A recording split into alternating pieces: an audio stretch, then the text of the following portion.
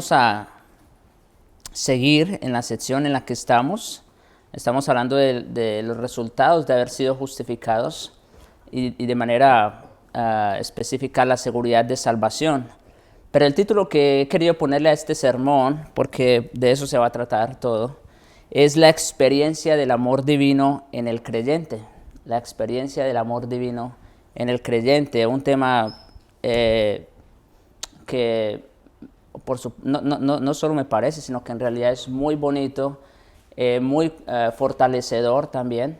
Entonces, pues con la ayuda de Dios vamos a avanzar en el mismo. En los capítulos 5 al 8, el apóstol se ha propuesto exponer los resultados de haber sido justificados por la fe. Pero en esta sección del versículo 1 al 11 de Romanos 5, de manera puntual, se propone alentar a los verdaderos creyentes en cuanto a la seguridad de salvación, ¿no? Eso es lo que hemos estado hablando todos estos domingos atrás. Los verdaderos creyentes, hemos dicho, son salvos una vez y para siempre. Eso es un hecho, eso es una realidad. Eso no va a cambiar definitivamente. Su estatus de justicia que recibieron una vez por la fe en Jesucristo no les será quitado. Antes bien, empiezan a disfrutar en esta vida de los beneficios de haber sido justificados por la fe. Eso sí que es una gran noticia, ¿verdad? Dios no va a cambiar, no se va a arrepentir de habernos perdonado, de habernos justificado. Más bien empezamos a disfrutar de esos beneficios. Es importante resaltar también que antes de que Pablo tratara temas como la lucha del creyente con el pecado, la santificación, los deberes cristianos y otros que demandan cierta responsabilidad de parte del creyente, el apóstol quiere asegurarse que los cristianos saben que son verdaderos cristianos y que su seguridad no depende de nada de lo que hagan o dejen de hacer, sino únicamente de lo que otros ya hizo por ellos. Eso es sumamente importante, ¿no les parece? Resaltar, porque mucho se tiende a enfatizar o sobreenfatizar más bien la responsabilidad del creyente. Y si bien es verdad que ahora tenemos un grado de responsabilidad, sin embargo, para el apóstol lo más importante, antes de incluso tratar esos temas, que por supuesto también son importantes, el apóstol quiso asegurarse de que los creyentes saben que son creyentes, saben que tienen vida eterna, como dice Juan también. Y eso es lo más importante que un creyente debe saber en esta vida. Si hay algo de lo cual el creyente debe asegurarse mientras está en esta vida, es de que es un verdadero salvo, un verdadero creyente. Eso es importante, esa debe ser la mayor búsqueda de su vida. Analizamos el primero de los beneficios de haber sido justificados y dijimos que era la reconciliación o la paz con Dios. Y como decíamos, esa paz no es un sentimiento meramente, ¿verdad? Sino que es un hecho, es una realidad. Aparte de la salvación, por medio de Jesucristo, todo ser humano se encuentra en enemistad con Dios y enfrascado en una guerra espiritual contra Él, sin importar cuáles puedan ser sus sentimientos acerca de Dios. No importa que las personas digan, yo amo a Dios, o Dios me ama a mí, Dios ama a todos. No importa lo que digan. Hay personas que dicen, no, yo estoy tranquilo, yo estoy en paz con Dios. Bueno, eso puede ser con el Dios de su imaginación, pero no con el Dios de las Escrituras. Porque la realidad es que todo hombre sin Cristo está en guerra con Dios, así que no puede estar en paz. De la misma manera, la persona que es justificada por la fe en Cristo se encuentra en paz con Dios sin importar cómo pueda sentirse al respecto en un momento dado. Ya lo hemos dicho, a veces el creyente, por causa de su propio pecado, puede dejar de sentir cierta seguridad, le entra la duda, la incertidumbre, pero a pesar de eso, su seguridad no depende de cómo se siente, de su estado de ánimo, sino de lo que Cristo ya hizo por ellos. A través de su confianza en Jesucristo, la guerra de un pecador contra Dios queda terminada para siempre. Esa es la gran noticia de la reconciliación, que esa guerra queda terminada. No solo eso, también debido a nuestra reconciliación con Dios, el Padre mediante nuestra confianza en su Hijo, también tenemos entrada por la fe a esa gracia. A través de su sacrificio expiatorio, Cristo hizo que cualquier persona que pusiera su confianza en ese sacrificio, fuese judío o gentil, pudiera tener acceso a Dios el Padre. Eso también es otra gran noticia. Que Dios en Cristo no solamente nos ha reconciliado, ha terminado esa enemistad que había entre nosotros, sino que ahora tenemos entrada, libertad a su presencia. Como decíamos, no solo se ha perdonado al culpable o al criminal, sino que ahora el juez le ha dado entrada libre a su casa, ¿no es cierto? Eso es algo sumamente grande. Es lo que ha hecho Dios exactamente con nosotros. Pero hay más. Por medio de la fe en Jesucristo estamos firmes en la gracia de Dios. Y como lo hemos dicho, aunque la fe es necesaria para la salvación, es la gracia de Dios y no la fe lo que tiene el poder para salvar y mantener firme la salvación. Así que tenemos entrada a la gracia de Dios, pero no solo eso, sino que además podemos estar firmes en esa roca de la salvación. Hace 8 días nosotros hablamos sobre la gloria que les espera a los verdaderos creyentes. El cristiano, dijimos, no tiene razón alguna para temer el futuro, ¿sí? El cristiano no tiene razón alguna para temer el futuro, y más bien todas las razones para regocijarse en él, debido a que tiene la esperanza asegurada por Dios de que su destino último es participar de la gloria misma de Dios. Así que, como digo, en nuestros días, en nuestros tiempos, con la incertidumbre, con la zozobra del caos y todo lo que está pasando, puede haber cierta, ¿verdad?, incertidumbre, pero sin embargo, a pesar de, el creyente debería estar seguro y confiado en el Señor, sabiendo de la gloria que le espera. Jesucristo garantiza la esperanza del creyente porque Él mismo es nuestra esperanza, como dice en su oración en Juan 17, la gloria que me diste yo les he dado. Así que si Cristo es nuestra esperanza, si Cristo es nuestra gloria, pregunta, ¿por qué temer al futuro, no es cierto? ¿Por qué temer? ¿Por qué dudar si estamos en las manos de este Dios? Pero también hablamos acerca de la gloria del creyente en las tribulaciones. Este fue un tema también muy consolador, ¿no es cierto? Las tribulaciones, como decía, de las que Pablo está hablando, no corresponden a problemas que son comunes a toda la humanidad. Hicimos esa aclaración, ¿verdad? Todas las personas tienen problemas, muchos problemas, pero la verdad es que los problemas son causados por el mismo pecado del hombre. Así que no se refiere a ese tipo de problemas comunes a toda la humanidad, sino más bien a las dificultades específicas que los cristianos padecen por amor de su Señor. Eso es lo importante aquí. Sin embargo, en medio de las tribulaciones el creyente puede gloriarse porque ellas contribuyen a la bendición en el presente y a la gloria definitiva en el futuro. Las tribulaciones ayudan al creyente, tanto en el presente como hacia el futuro. Fortalecen la fe del creyente, como dice Pedro en su primera carta, capítulo 1, en lo cual vosotros os alegráis en la salvación que habéis recibido, aunque ahora por un poco de tiempo, dice, si es necesario tengáis que ser afligidos en diversas pruebas. A eso estamos sujetos los creyentes, a pasar por diversas pruebas o tribulaciones.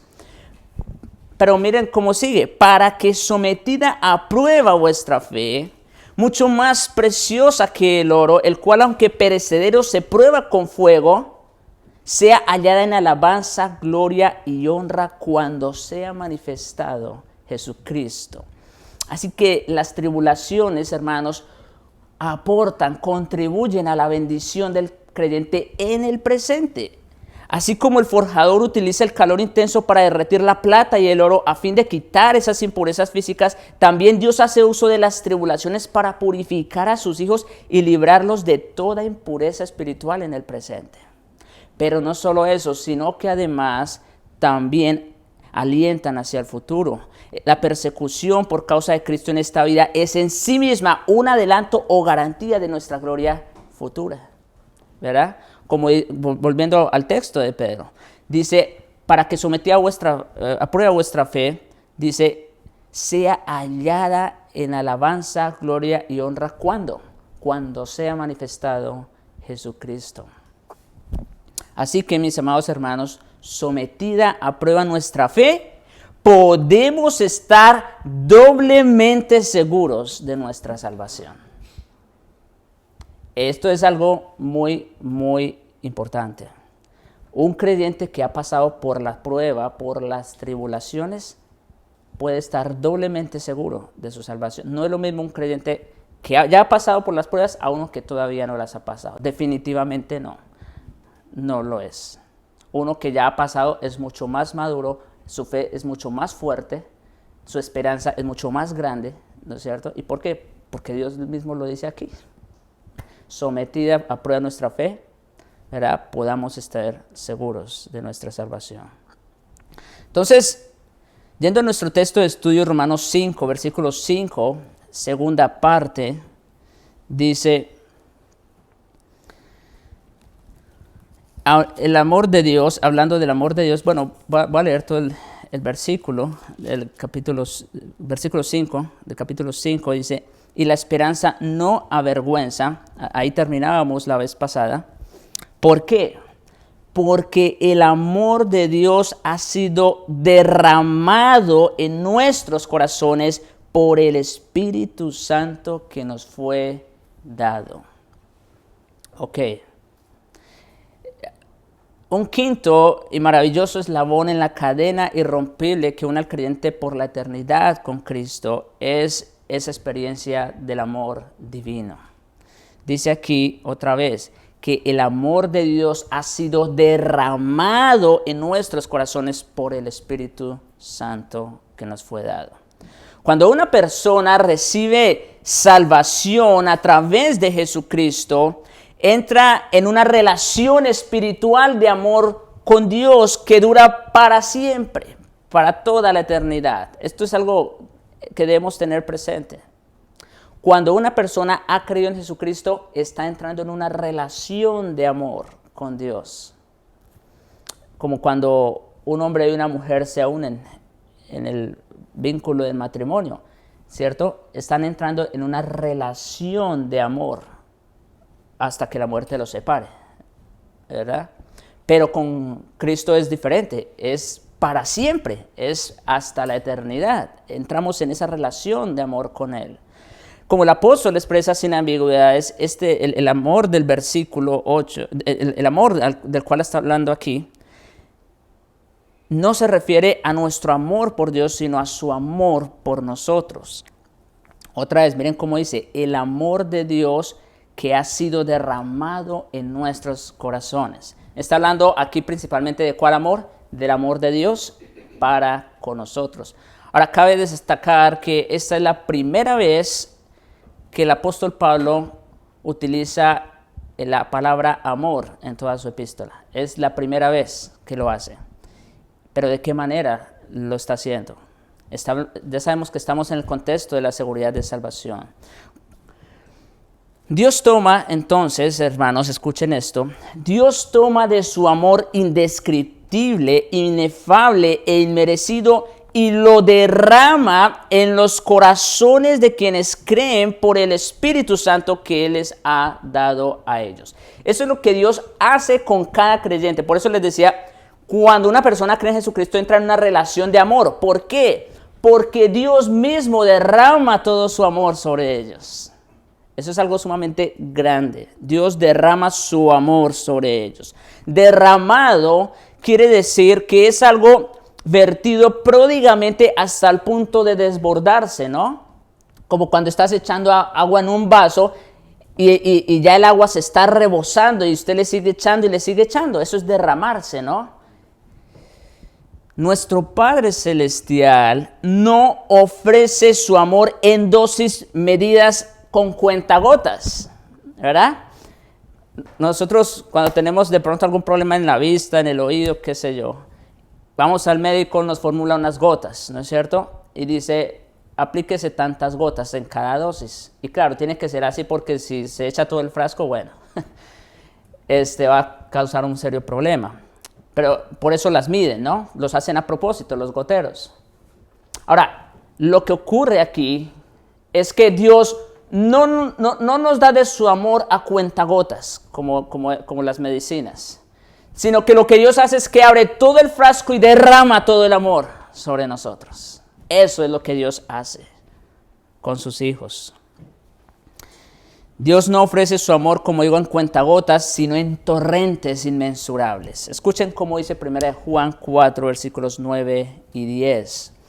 En esto se mostró el amor de Dios para con nosotros. ¿Queremos saber cómo Dios nos amó? Miren, en esto se mostró en que Dios envió a su Hijo unigénito al mundo para que vivamos por Él.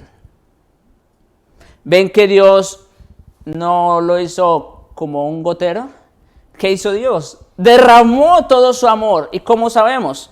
Pues dio lo que más amaba, a su propio Hijo por nosotros. Eso es un derroche de amor, ¿no les parece? Dios entregando a su propio Hijo por nosotros, para que vivamos por Él. En esto consiste el amor, sigue diciendo, no en que nosotros hayamos amado a Dios, nunca lo habríamos hecho, sino en que Él nos amó a nosotros y envió a su Hijo en propiciación por nuestros pecados. Wow, ya sabemos lo que era el propiciatorio, ¿no? La tapa donde se rociaba la sangre de la expiación para perdón del pecado del pueblo. Bueno, en otras palabras, lo que ocurrió con Cristo fue eso. Cristo se pone sobre nosotros para Él recibir el castigo, el peso de la ira de Dios, Él derramar su sangre por nosotros y nosotros no sufrir el castigo que merecíamos justamente. Eso, como les decía, eso es lo que se puede llamar un derroche de amor, desbordado y sin medida. Cuán grande es el amor de Dios, ¿no les parece? El hecho mismo de que Dios dé su Espíritu Santo para que more en los creyentes constituye de por sí un maravilloso testimonio de su amor por nosotros también. Sí, porque Dios hubiese podido salvarnos en Cristo y dejar que siguiéramos nuestros caminos, ¿no? Pero no, Dios no hace eso con los que salva, Dios no hace eso con sus hijos, sino que Él se asegura de estar con ellos. Dice el Señor a sus discípulos, he aquí yo estoy con vosotros todos los días hasta el fin del mundo. Y la manera como nuestro Señor se iba a asegurar de estar con nosotros todos los días hasta el último día es a través de su Espíritu Santo. Así que el Espíritu Santo en nosotros constituye un maravilloso testimonio de su amor por nosotros. Ya que sería imposible que entrara a morar en personas a quienes Él no amara, ¿no es cierto? Y por supuesto, tenemos que ser claros, el Espíritu Santo no mora en alguien que no es creyente, definitivamente. ¿Por qué? Por el simple hecho de que no es objeto del amor de Dios.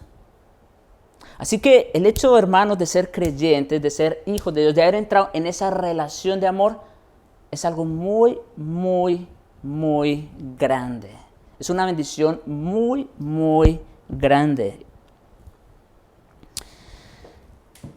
Hablando a sus discípulos acerca del Espíritu Santo, Jesús dijo en Juan 7:38 que de su interior correrían ríos de agua viva. Esos ríos de bendición pueden correr del interior de los creyentes gracias al amor que Dios ha derramado en su interior, siendo la bendición más importante el Espíritu Santo de Dios. ¿Sí? La bendición más grande del amor de Dios es el Espíritu Santo que mora en nosotros. En esto conocemos, dice Juan en primera carta, capítulo 4, en esto conocemos que permanecemos en Él y Él en nosotros, es decir, que tenemos una relación de amor en que nos ha dado de su Espíritu. El Espíritu Santo entonces no es la causa del amor de Dios en nosotros, sino nuestra máxima garantía de haber sido amados por Dios. ¿Sí? Esto es importante que lo tengamos claro. No es el Espíritu lo que causa el amor de Dios en nosotros, sino que Él es más bien la garantía o el testimonio de haber sido amados por Dios. Pero hay más. Así como el Espíritu Santo es nuestra máxima garantía de haber sido amados por Dios, el Espíritu Santo hace brotar su fruto en nosotros. ¿Sí? Y a través de nosotros, siendo la primera manifestación de ese fruto, ¿cuál? El amor. El amor. Es decir, el Espíritu Santo, mis amados hermanos, en nosotros es fruto del amor de Dios, por un lado, ya lo dijimos. El Espíritu Santo es fruto del amor de Dios por nosotros, pero a la vez es el mismo que produce en nosotros el fruto del amor. ¿Sí? Él está en medio, ¿sí se dan cuenta? Él es el fruto del amor, Dios derrama su amor en nosotros y ¿qué nos da? Al Espíritu. ¿Y cuál es el primer fruto del Espíritu? El amor. Mire cómo dice 1 Juan capítulo 4, versículos 11 al 13. Amados, si Dios nos ha amado así, y esto lo dice inmediatamente después del texto que leímos arriba, los versículos 9 y 10, cuando dijo que en eso se mostraba el amor, en que Él dio a su Hijo en propiciación por nuestros pecados, ¿verdad? Entonces, habiendo entendido eso, mire lo que dice. Amados, si Dios nos ha amado así, escuchen, debemos también nosotros amarnos unos a otros. ¿Sí? Ahora, ahí hay un mandamiento, ¿no es cierto? Dice, si Él nos ha amado así, ahí está el indicativo, aquí viene el imperativo, debemos nosotros amarnos también así. Ahora, versículo 12, y aquí está la clave para entender el mandamiento del Señor. Nadie ha visto jamás a Dios. ¿Cuál es el mandamiento? Que nos amemos unos a otros. ¿Por qué? Porque Él nos amó, ¿no es cierto? Ahora, mire la explicación o la interpretación que el mismo apóstol da. Nadie ha visto jamás a Dios. Si nos amamos unos a otros, Dios permanece en nosotros y su amor se ha perfeccionado en nosotros.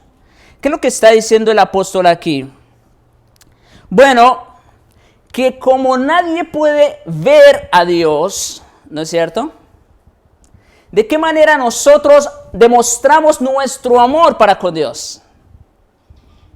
Amándonos los unos a los otros. Por eso dice, nadie ha visto jamás a Dios. Porque uno le pudiera preguntar a alguien, ¿tú amas a Dios? Oh, sí. Como digo, muchas personas pueden decir que aman a Dios, pero estar en guerra con Él. Ese no es la pregunta, ese no es el punto. Aquí Juan nos está dejando saber de qué manera nosotros mostramos nuestro amor para con el Señor. ¿Cómo? Amándonos unos a otros. Como dice ahí, si nos amamos unos a otros, ¿qué dice? Dios permanece en nosotros y su amor se ha perfeccionado en nosotros. Es decir, nuestro amor a los demás viene como resultado de tener una relación de amor con Dios.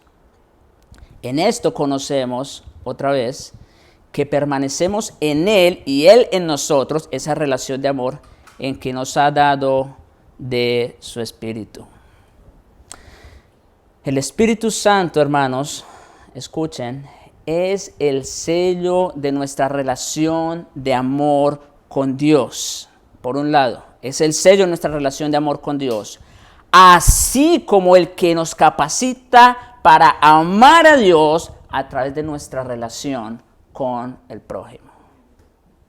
Por eso Juan más adelante va a decir, si alguno dice que ama a Dios, pero aborrece a su hermano, el tal es mentiroso y la verdad no está en él. Porque ¿cómo puede amar a Dios a quien no ve, mientras aborrece a su hermano a quien ve? Es imposible. Si tú dices que amas al Señor, pero no amas a tu hermano, estás en problemas. En primer lugar, estás siendo mentiroso. la manera como se evidencia nuestro amor para con el Señor es amando al hermano. Y como digo, y todo esto viene como resultado de ¿qué? O como fruto de nuestra relación de amor con el Señor y el Espíritu Santo en nosotros. Qué bonito cómo se asegura el Señor, ¿no? De mantenernos en esa relación de amor con Él. Con razón, cuando el Señor Jesucristo, en Mateo 25, hablando del juicio, las palabras con las que se dirige tanto a los unos como a los otros es a través de las obras, diciendo, tuve hambre, me diste de comer, tuve sed, me diste de beber, ¿verdad? Estuve enfermo, me visitaste, en fin. Y la pregunta es, ¿por qué nuestro Señor hace ese tipo de preguntas? ¿O va a hacer ese tipo de preguntas en el día del juicio? Porque precisamente a través de esas obras es que se evidenciaba el amor hacia el prójimo. Pero no solo eso. Eso no es lo más grande. Lo más grande es cuando ellos le dicen, Señor, ¿y cuándo te vimos hambriento, sediento, enfermo y te servimos? Van a decir los de la derecha, sus ovejas. O sea, ¿cuándo ocurrió eso? Como dice aquí el texto de 1 de Juan, nadie ha visto a Dios jamás. ¿Cuándo te vimos así, en esa condición? ¿Y qué dice? Por cuanto lo hiciste a uno de estos mis hermanos, mis pequeños, a mí también lo hiciste. Así que, ¿quieren saber si ustedes aman a Dios? Fácil. Ahí está, tu hermano. ¿Tiene hambre? Dale de comer. ¿Tiene sed? Dale de beber. ¿Está enfermo? Visítalo. Ayúdalo. Esa es nuestra manera en que amamos al Señor. Por eso, por esa razón, es que nuestro Señor Jesucristo va a traer nuestras obras en el día del juicio, para evidenciar nuestro amor por Él.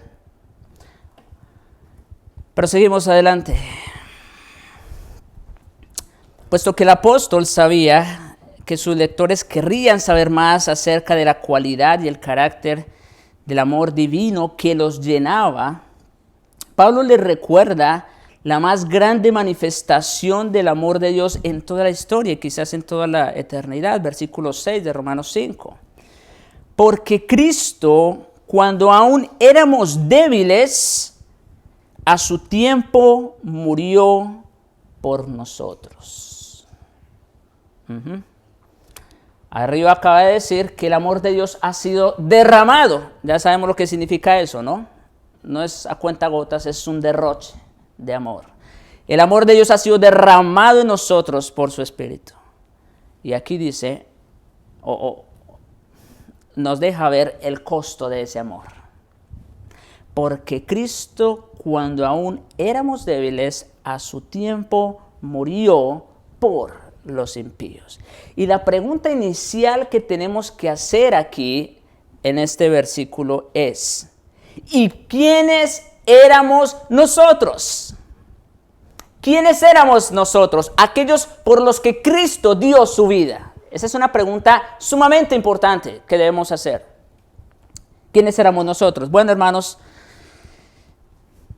el amor humano natural se basa casi de forma invariable en la atracción generada por el objeto amado, ¿no es cierto? Por ejemplo, Jacob amó a Raquel porque ella era de lindo semblante y hermoso parecer. Eso está en Génesis 29, 17 y 18. Y nosotros sabemos que Jacob, de hecho, trabajó el doble por ella, ¿no? Porque la amaba mucho. ¿Qué vio en ella? Vio algo atractivo, ¿no? Dice que era de hermoso semblante, ¿verdad? Y de bueno parecer. Boaz, por ejemplo, amó a Ruth por sus virtudes. Ustedes pueden leer en sus casas Ruth 2, versículos 10 al 12 y capítulo 3, versículos 10 y 11. Y de hecho en el capítulo 3 recoge un poco mejor la idea porque dice, tus postreras bondades han sido mejores que las primeras, refiriéndose a las del capítulo 1, a las del capítulo 2, perdón. El capítulo 2, Boaz le alaba, le reconoce el hecho de que ya haya dejado su tierra, su parentela, para venir a este pueblo y servir a ese Dios. Eso fue algo sumamente grande que ella hizo.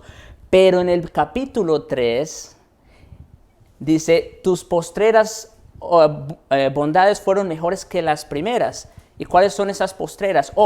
Que ella simplemente se portó como una mujer decente. Hizo lo que tenía que hacer. Y dice, no yendo en pos de los jóvenes. Wow. Entonces, esas virtudes hicieron que vos se enamorara de Ruth, ¿no es cierto? Ahora, no estoy diciendo que Ruth era fea, por supuesto que no. Quizás era también de hermoso aspecto, pero el punto aquí es que había algo a vos que le atraía de esa mujer. Así que, ya sea por su aspecto físico o por sus virtudes, siempre hay un atractivo en la otra persona que es objeto del amor. Eso es lo que queremos decir, ¿verdad? Dentro del amor humano, dentro del contexto natural del hombre, siempre debe haber un atractivo para que haya un amor.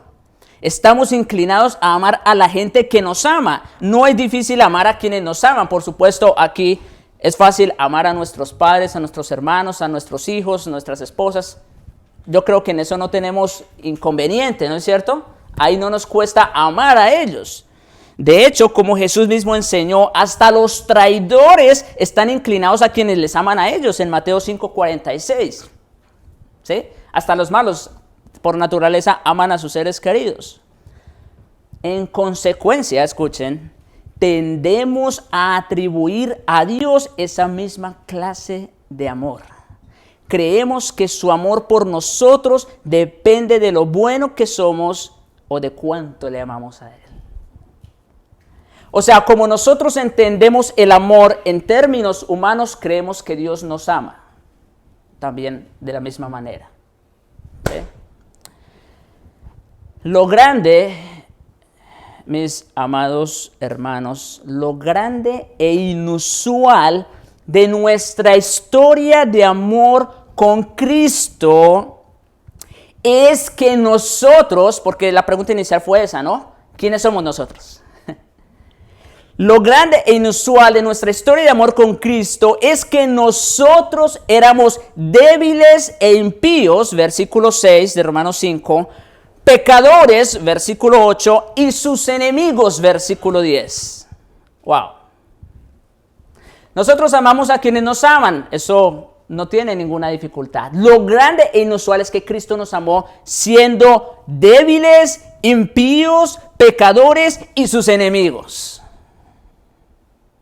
Mientras que los hombres eran absolutamente débiles y totalmente incapaces de acercarse a Dios por sí mismos, Él envió a Cristo Jesús, su Hijo unigénito, para que muriera por nosotros, muy a pesar del hecho de que nosotros fuéramos impíos y completamente indignos de su amor.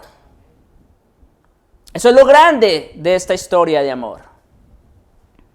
Cuando nosotros carecíamos de poder para escapar de nuestro propio pecado, sin poder para escapar de la muerte, sin poder para resistir a Satanás, sin poder para agradar a Dios en cualquier forma, de manera totalmente asombrosa e inesperada, Dios envió a su propio Hijo a morir en nuestro lugar.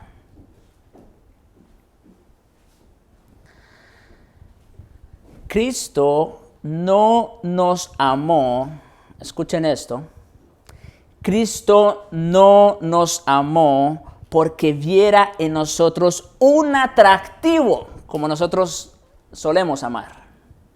Cristo no nos amó porque viera en nosotros un atractivo. Nos amó a pesar de nosotros para hacernos atractivos posteriormente. ¿Sí se dan cuenta de lo grande del amor de Dios en Cristo?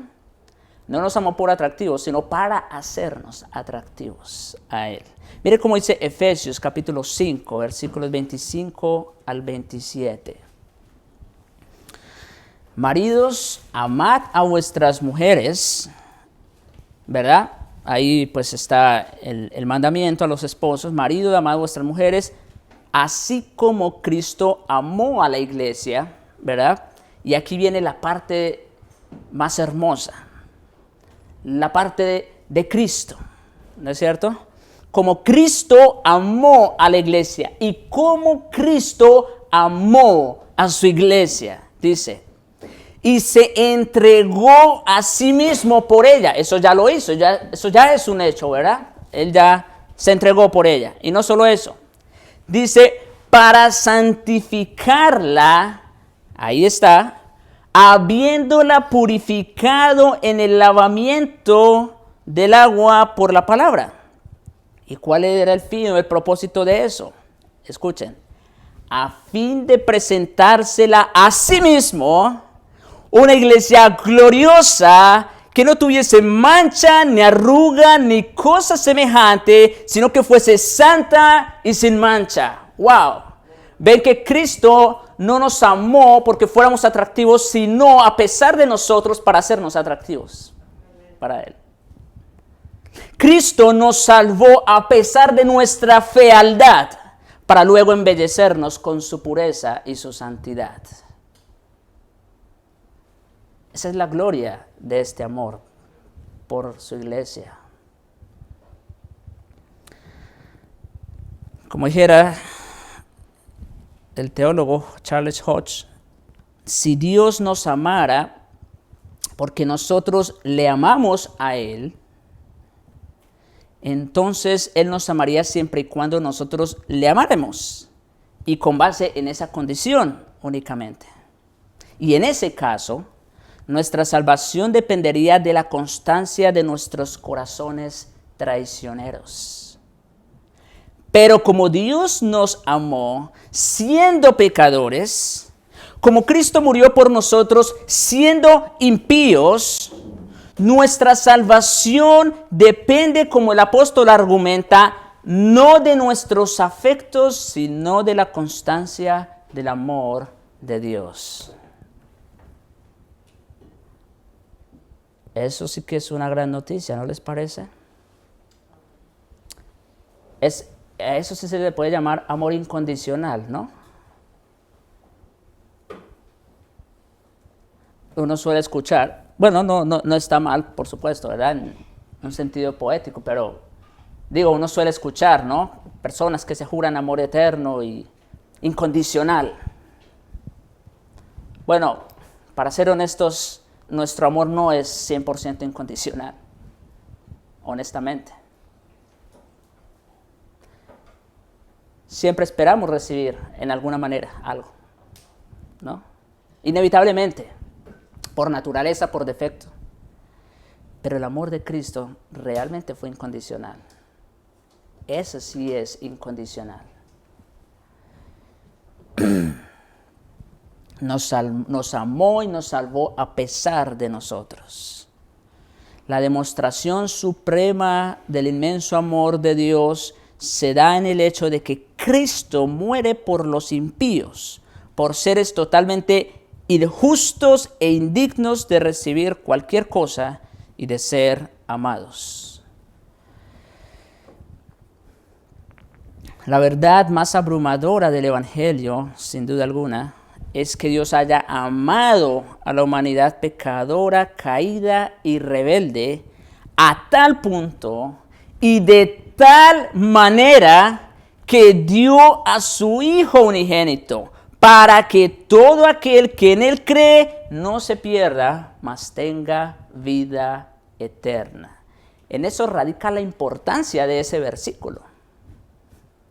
En que siendo a pesar de lo que somos y a pesar de nosotros, de nuestra fealdad, de tener ningún atractivo, Dios nos haya amado de tal manera. Y como el apóstol proclama en el versículo 9, más adelante todavía no vamos a llegar allá, si Dios nos amó con un amor tan grande antes de que nosotros fuéramos salvos, cuando todavía éramos sus enemigos, ¿cuánto más nos amará ahora que somos sus hijos? Si ese fue un derroche de amor cuando aún éramos débiles, impíos, pecadores y sus enemigos, ahora se imaginan el desborde del amor de Dios ahora que somos sus hijos, ahora que estamos en una relación de amor con Él. Por contraste,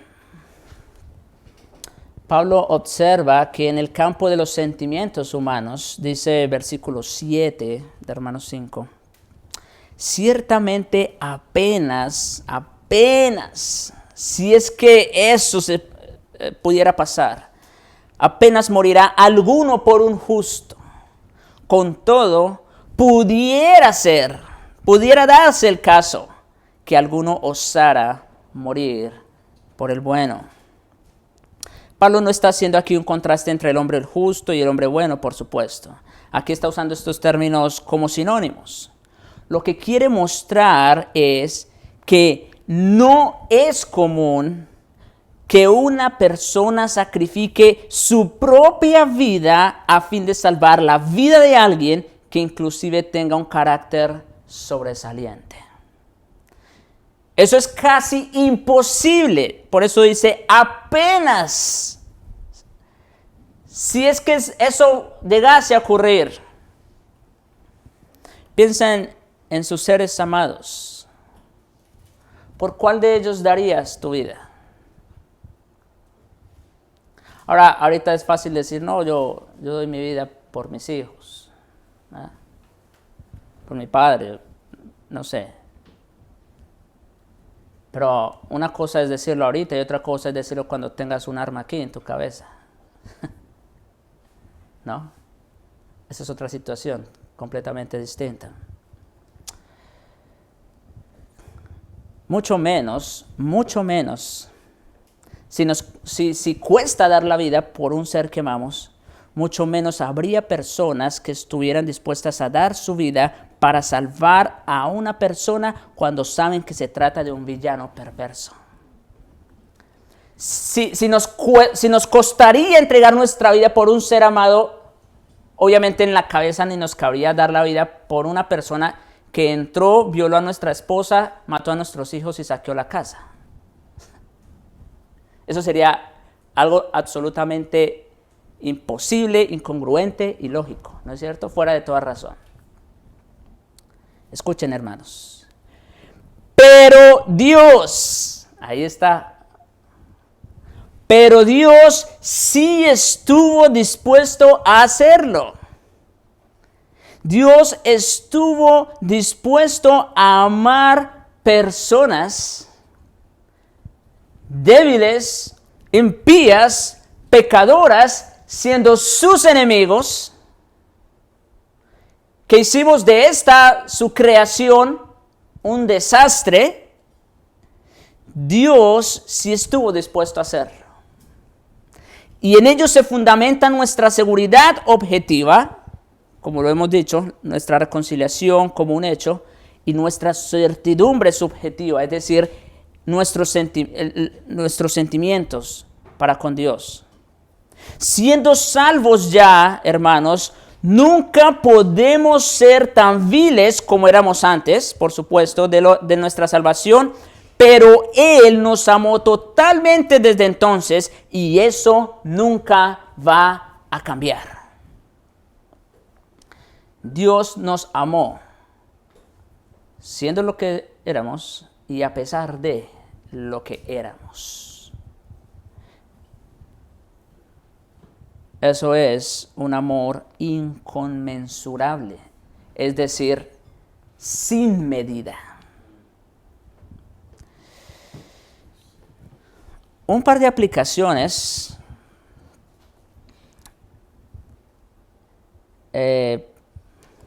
no están tan cortas como suelo hacerlo, pero quiero que le presten mucha atención. Y de hecho, la primera aplicación tiene que ver con el versículo 8 de Romanos 5. Mire cómo dice: mas Dios muestra su amor para con nosotros en que siendo aún pecadores, ¿qué dice? Cristo murió por nosotros. Mis amados, esta clase de amor inmerecido y abnegado está por completo fuera de nuestra comprensión humana. Como les decíamos, es imposible que alguien que ha hecho actos tan viles, ¿no?, como matar, como violar, como saquear, eso sería algo ilógico para nuestra mente, amar a alguien de esa naturaleza. Por eso, como digo, esa clase de amor inmerecido, abnegado, está por completo fuera de nuestra comprensión humana. Pero ese es el amor que el Dios justo e infinitamente santo tuvo para con nosotros siendo aún pecadores. Fue quizás, hermanos, con esa verdad en mente que el apóstol oró por los creyentes efesios de esta manera. Efesios capítulo 3, versículos 14 al 19. Por esta causa, dice el apóstol, doblo mis rodillas ante el Padre de nuestro Señor Jesucristo, de quien toma nombre toda familia en los cielos y en la tierra, para que os dé, esta es una oración, para que os dé, conforme a la riqueza de su gloria, el ser fortalecidos con poder en el hombre interior por su Espíritu. Ahí viene otra vez el Espíritu Santo, ¿no es cierto? ¿Para qué? Para que habite Cristo por la fe en nuestros corazones. Aquí de hecho por la fe, por su Espíritu, prácticamente son sinónimos. El Espíritu Santo habita en nosotros, es un hecho, una realidad, y nosotros lo creemos por la fe. Dice, a fin de que arraigados y cimentados en amor, ¿qué dice? Seáis plenamente capaces de comprender. Escuchen, el amor de Dios, como les decía ahorita, está fuera del alcance de la comprensión del hombre. Sin embargo, mire que Pablo está orando aquí por esto. Dice, a fin de que arraigados y cimentados en amor, seáis plenamente capaces de comprender lo incomprensible, en otras palabras. Eso es lo que quiere decir, pero bueno, ya les voy a explicar mejor. Comprender con todos los santos cuál sea la anchura, la longitud, la profundidad y la altura, y de conocer el amor de Cristo que excede, que supera, a todo conocimiento. Wow. Aquí está hablando de las dimensiones del amor de Dios, ¿no es cierto? Este es un texto muy claro, que nos habla sobre las dimensiones del amor de Dios. Y nos dice que el amor de Dios es incomprensible, inconmensurable, sin medida. Sin embargo, en su oración, Pablo está orando para que los creyentes puedan comprender lo incomprensible. Comprender la anchura, la longitud, la profundidad, la altura del amor de Dios. ¿Quién puede comprender eso? Bueno, el Espíritu Santo, hermanos, fortalece al hombre interior y le capacita para conocer el amor de Dios que excede a todo conocimiento en carne propia. En carne propia. Por la obra de gracia del Espíritu en nuestro interior, nuestros corazones están en capacidad de experimentar una profundidad de amor que nuestras mentes son incapaces de percibir. Es decir, cuando Pablo dice aquí en su oración que él pide al Señor que nosotros seamos capaces de comprender con todos los santos las dimensiones del amor de Dios, lo incomprensible, Pablo no se está refiriendo tanto a que nosotros lo entendamos con nuestra mente, porque eso es imposible, precisamente. El amor de Dios es infinito, no tiene límites.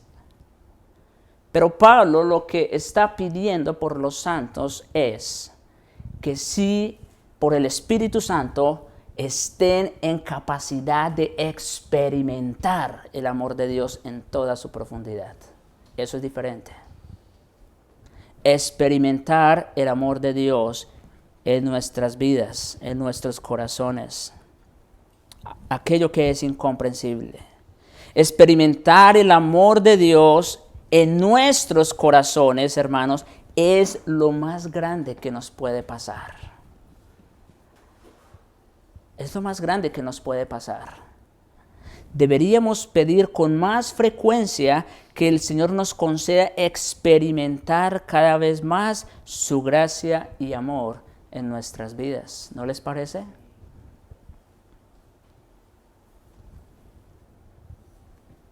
Otra vez, ¿por qué la duda? ¿Por qué la incertidumbre respecto a mañana? ¿Por qué la inseguridad? ¿Por qué somos tan débiles para enfrentar las tentaciones? ¿No será porque no tenemos presente el amor de Dios que ha sido derramado en nuestros corazones por el Espíritu Santo? ¿Por qué no amamos a nuestros hermanos?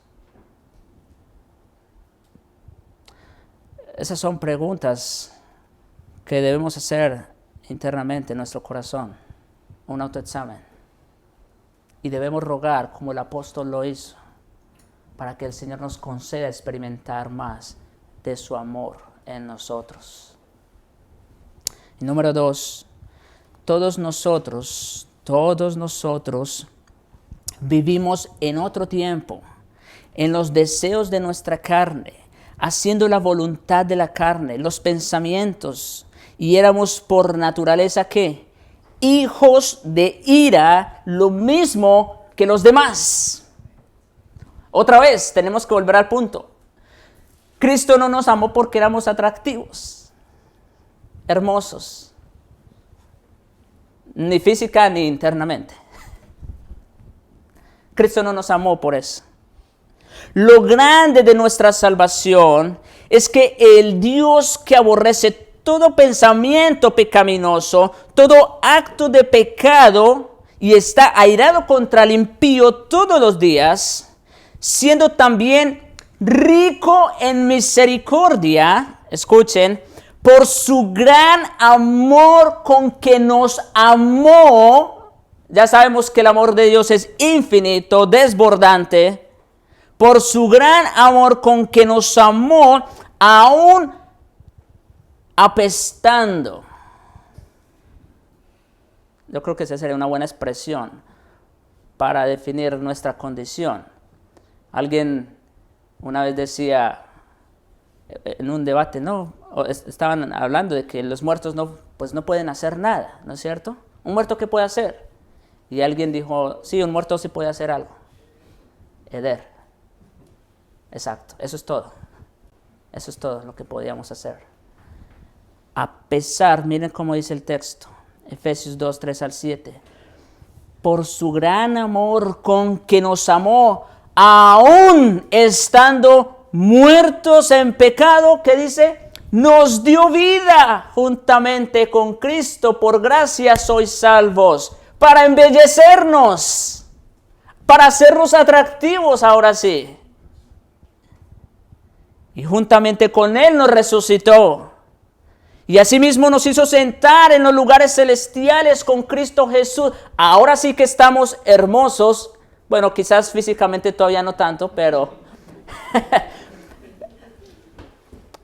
por lo menos así nos ve Dios, ¿no es cierto? Y que estamos vestidos con trajes de gala. Ahora sí que dice, ahora sí nos hizo sentar en los lugares celestiales, para mostrar en los siglos venideros las abundantes riquezas de su gracia en su bondad para con nosotros en Cristo Jesús. Wow. Bendito el Señor. En Cristo, mis hermanos, nosotros quedamos para siempre ligados a Dios por su amor, demostrado por sus bendiciones y su misericordia. Como dijera el coro del himno, oh amor de Dios brotando está, inmensurable, eternal, por las edades durará, inagotable raudal. Y finalmente un llamado para el inconverso. Porque de tal manera amó Dios al mundo. Yo creo que no hay otra manera para terminar este sermón. De tal manera, ya vimos cómo, con un amor desbordante. De tal manera amó Dios al mundo que ha dado a su Hijo unigénito, escuchen, para que todo aquel que en Él cree. ¿No has creído? Cree. No esperes más. Cree en el Señor Jesucristo para que no se pierda, mas tengas vida eterna. Porque no envió Dios a su Hijo al mundo para condenar el mundo. Ese no fue el propósito de la venida de Cristo al mundo, sino para que el mundo sea salvo por Él. Por eso mandó a su Hijo, para que el mundo sea salvo por Él. Y mire lo que agrega. El que en Él cree no es condenado. Esa es la buena noticia del Evangelio. Si crees hoy en Cristo, no eres condenado. Tienes vida eterna. Pero, está la advertencia. El que no cree ya ha sido condenado porque no ha creído en el nombre del unigénito Hijo de Dios. Si no crees en Jesucristo, es porque amas más tu pecado, tu maldad. Y al hacer eso, es como que le estás dando una bofetada a Dios en la cara. Rechazando su oferta de gracia y de amor a su propio Hijo Jesucristo. Ven a Cristo para que puedas experimentar por ti mismo la gracia del perdón, la reconciliación y su amor infinito. Oremos. Padre nuestro, gracias te damos, Señor, por tu palabra. Gracias te damos, Señor, por tan grande amor inmerecido, siendo nosotros lo que somos a pesar de nosotros, de nuestra fealdad, de nuestra condición de muerte, siendo débiles, impíos, pecadores y tus enemigos, Señor. Nos amaste, Señor, con tanto amor que diste a tu propio Hijo en nuestra propiciación. Gracias, Señor, te damos y sabemos que si así nos amaste siendo lo que éramos, cuánto más amor ahora que somos tus hijos. Te rogamos, Señor, como el apóstol, concédenos experimentar y disfrutar en toda la plenitud el amor de Dios por nosotros. Señor, recuérdanos estas palabras. Lo necesitamos para nuestra vida, Señor, para nuestro bien. Y también, Señor, para glorificarte. Te suplicamos, oh Dios, concédenos esa gracia. Y también concede la gracia del perdón y la reconciliación a aquellos que aún todavía son tus enemigos. Porque te lo rogamos, Señor, en Jesucristo y para su gloria. Amén. Amén.